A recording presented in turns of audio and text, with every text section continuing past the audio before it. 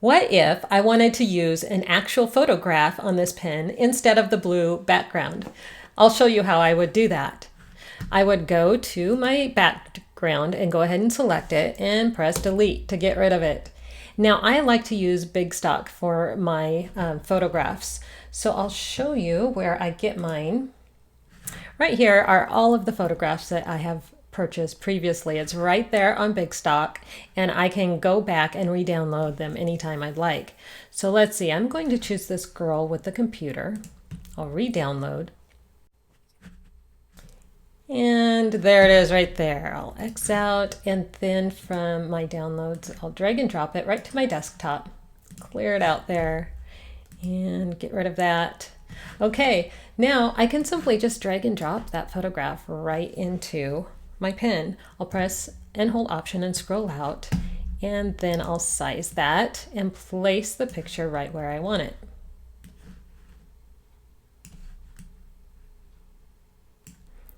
Press and hold Option and scroll in. Okay, and the other way that you can add a picture is to grab your Place Image tool in the left-hand toolbar, and I can choose the picture from there, press Open, and then with that one I can drag and drop just how I want it to be. Okay, I'll go ahead and delete that one. And now that I have that picture on, I want to go to my Layers panel on the right-hand side, and I want to drag and drop it to the back. But as you can see, what's the problem here? You can't see my words. I could go through and change the color of my words if I'd like to. That would be perfectly fine. But there's also another thing you can do that would be good to know.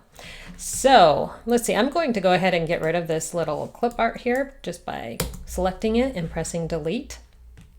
And then I am going to go and grab a rectangle tool from the left-hand toolbar and create a rectangle behind those words. Grab my move tool and center it on the page. Now I can change the color of this. I'll go to my swatches tab, and then I'm going to select black. And then I'm going to move that back behind my words just by dragging and dropping it in the Layers panel. Did you see that? All right, now as is, doesn't look so great, right? So I'll show you what we can do. We can go to under the Layers panel, there's opacity, and I can change that opacity to about what I think it should be.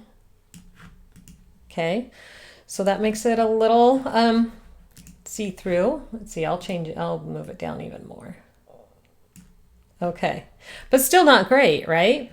So let's move to the Effects tab, and I am going to choose Gaussian Blur, and I'm just going to drag that out until it's how I think I would like it. And I think that looks kind of cool. There's no defining square there. It's just enough of a background so that I can read my words well. So there we covered how to add a photograph to your pen and how to add a Gaussian blur.